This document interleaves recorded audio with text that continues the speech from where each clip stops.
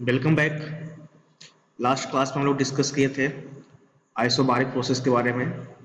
इस क्लास में हम लोग डिस्कस करेंगे आइसोकोरिक प्रोसेस के बारे में कि आइसोकोरिक प्रोसेस होता है क्या है, इस प्रोसेस में बर्डन का फॉर्मूला क्या होता है, इंटरनल एनर्जी का फॉर्मूला क्या होता है, इंथैल्पी क्या होता है। तो ये सब हम लोग आज डिस्कस करते हैं इस क्लास में isochoric process. Let us start isochoric process. तो आइसोकोरिक प्रोसेस का दूसरा नाम है कांस्टेंट वॉल्यूम प्रोसेस। आइसोकोरिक को हम लोग बोलते हैं कांस्टेंट वॉल्यूम प्रोसेस।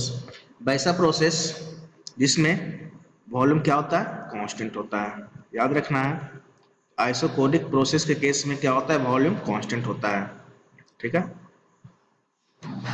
तो हम लोग इसका पीवी डायग्राम देख लेते हैं।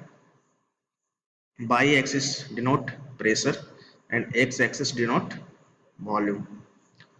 तो पीवी डायग्राम किस तरह से होगा, यहाँ पे क्या है, वॉल्यूम कांस्टेंट है। ठीक है, जब वॉल्यूम कांस्टेंट है इट मीन्स एक बाई एक्सिस के समानांतर एक लाइन आ जाएगा। यहाँ पे क्या है, दिस इज P1 और दिस इज P2। और इस पॉइंट अगर एक्स एक्सिस से मिलाते हैं तो यहाँ पे क्या मिलेगा, V1 is equal to V2 is equal to V। क्यों, क्योंकि इस वॉल्यूम कांस्टेंट है।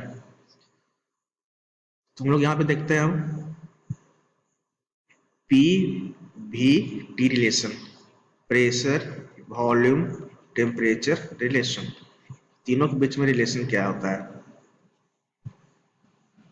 तो हम लोग जानते हैं general gas equation, general gas equation क्या होता है, P1 V1 by T1 equal to P2 V2 by T2। दो सिस्टम है, इसी के लिए वन सिस्टम के लिए वन से डिनोट कर रहे हैं सफिक्स, और सेकंड सिस्टम के लिए सफिक्स टू डिनोट कर रहे हैं। ठीक है,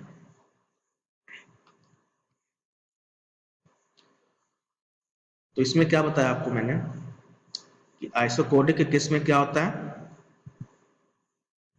वॉल्यूम कांस्टेंट होता है। ठीक है, वॉल्यूम कांस्टेंट होता है। तो जब वॉल्यूम कांस्टेंट होगा तो क्या देगा, P1 T1 बराबर P2 T2। P1 V1 is equal to P1 T1 is equal to P2 T2। अब ये जो इक्वेशन प्राप्त हुआ इसे हम लोग बोलते हैं गे लुसेक लॉ। यहाँ पे क्या है, pressure directly proportional to temperature हो रहा है। तो याद रखना है, in the case of isochoric process pressure और टेम्परेचर आपस में डायरेक्टली प्रोपोर्शनल होता है। ठीक है, तो वॉल्यूम क्या होता है, कांस्टेंट होता है। तो एक केस हम लोग को याद रखना है in the case of isochoric process. अब हम लोग निकालते हैं इसमें कि बर्डन कितना होता है।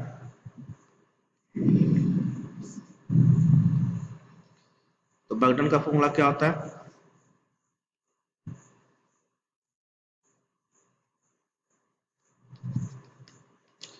बर्डन निकालेंगे in the case of isochoric process. तो बर्डन फॉर्मूला क्या होता है, T W is equal to P into D V. ठीक है, हम दोनों क्या करेंगे, इंटीग्रेट करेंगे, इंटीग्रेट टी डब्ल्यू 1 से 2 equal to P into D V, integrate system 1 से लेके 2 तक। ठीक है, तो यहाँ पे क्या है, वॉल्यूम कांस्टेंट है।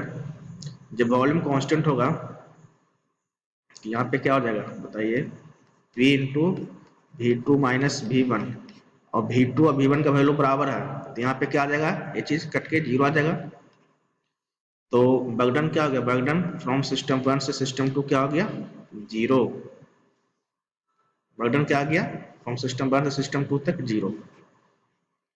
This is the formula of burden in the case of isochoric process. हम लोग को याद रखना है कि आइसोकोरिक प्रोसेस में जो बर्गडन का फॉर्मूला होता है वो जीरो आता है। बर्गडन का वैल्यू क्या आता है? Zero in the case of isochoric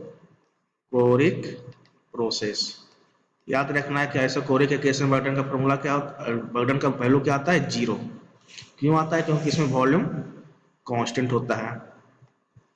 ठीक है, नेक्स्ट हम लोग देखते हैं चेंज इन इंटरनल एनर्जी।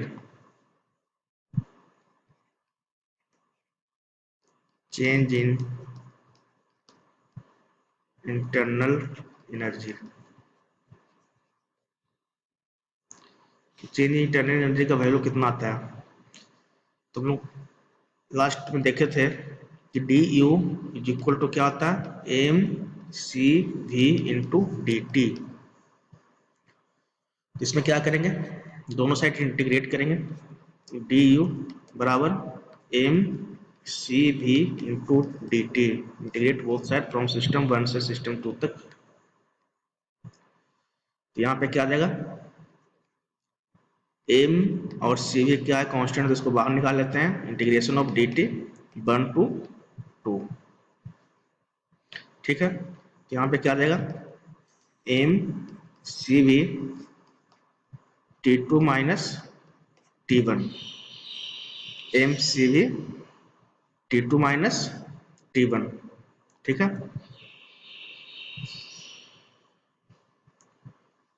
तो वैल्यू किसका आ गया? Change in internal energy. Where M for mass, C V for specific heat at constant volume, और टी टू और टी वन क्या है? दो अलग अलग सिस्टम के लिए दो अलग अलग पॉइंट पे क्या है? टेम्परेचर। तो याद रखना है सी वी क्या हो गया? स्पेसिफिक हीट एट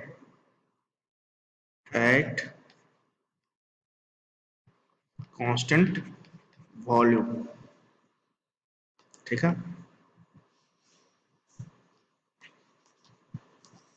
तो नेक्स्ट देखते हैं हम लोग हीट सप्लाइड। नेक्स्ट देखते हैं हम लोग हीट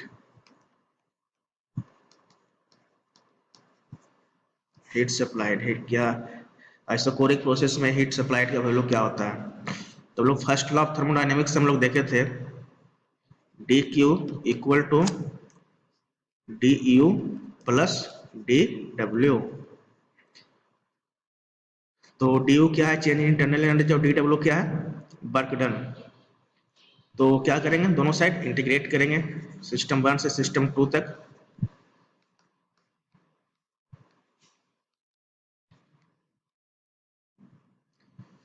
तो हम लोग क्या देखे थे कि इस केस में जो बर्गडन का वैल्यू आता है कितना आता है? जीरो आता है। ठीक है, जब बर्गडन जीरो आता है,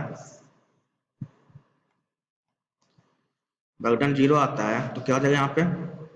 Q one to two equal to U two minus U one plus zero. ठीक है, तो क्या आ जाएगा? क्यू वन से two U two minus U one.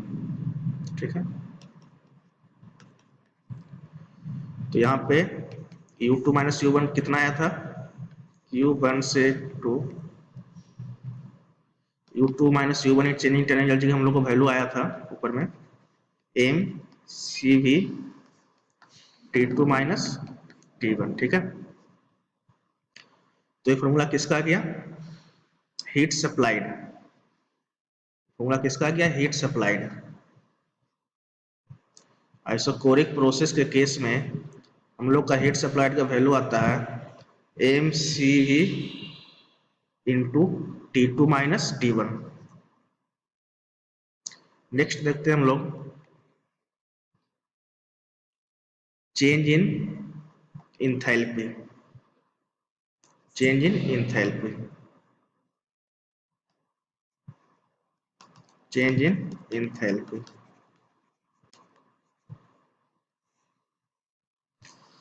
तो चेंज इन एंथैल्पी क्या लिखेंगे formula, D H is equal to D U plus P भी।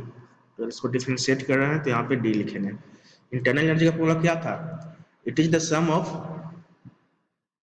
Internal energy plus product of pressure and volume. ठीक है, तो यहाँ पर हम दोनों साइड क्या करेंगे, इंटीग्रेट करेंगे। डी एच बराबर integration of D U plus integration of D P भी, सिस्टम 1 से 2, सिस्टम 1 से 2, सिस्टम 1 से 2 तक। ठीक है, यहाँ पे क्या आ जाएगा, H2 माइनस H1 बराबर U2 माइनस U1। ठीक है, plus P2 V2 minus P1 V1। ठीक है, तो यहाँ पे हम P2 V2 को क्या ले सकते हैं, जैसे यहाँ पे आप समझिए PV इज इक्वल टू क्या होता है AMRT। ठीक है, तो हम लिख सकते हैं यहाँ पे P1 V1 is equal to AMRT1 और P2 V2 को लिख सकते हैं AMRT2। इस इक्वेशन को अगर हम माइनस कर दे तो क्या आ जाएगा, P2 V2 minus P1 V1 कितना आ जाएगा, AMRT2 माइनस T1 आ जाएगा। तो इस वैल्यू को यहाँ पे हम पुट कर देते हैं और चेंज इन इंटरनल एनर्जी हम लोग को पहले आ चुका था, कितना आया था उसको भी लिख देते हैं, एम सी भी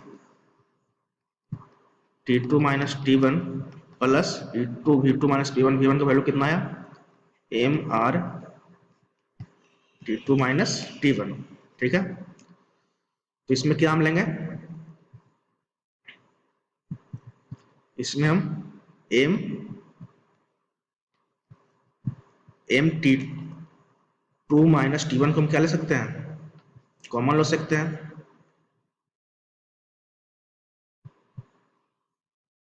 क्या लिख सकते हैं हम, किसका निकाल रहे थे, H2 माइनस H1 को। ठीक है, तो क्या हो जाएगा, M T2 minus T1 common ले लिया तो क्या बचा, CV प्लस R। ठीक है, तो हम लोग देखे थे लास्ट क्लास में एक मेयर फॉर्मूला होता है, क्या होता है मेयर फॉर्मूला। इसमें क्या था, R का वैल्यू क्या होता है CP माइनस CV। ठीक है, तो इस वैल्यू को यहाँ पे हम पुट करेंगे तो क्या आ जाएगा, M T2 minus T1 CV plus CP minus CV। यहाँ पे क्या हो जाएगा, CV CV कट जाएगा, यहाँ पे क्या बचेगा,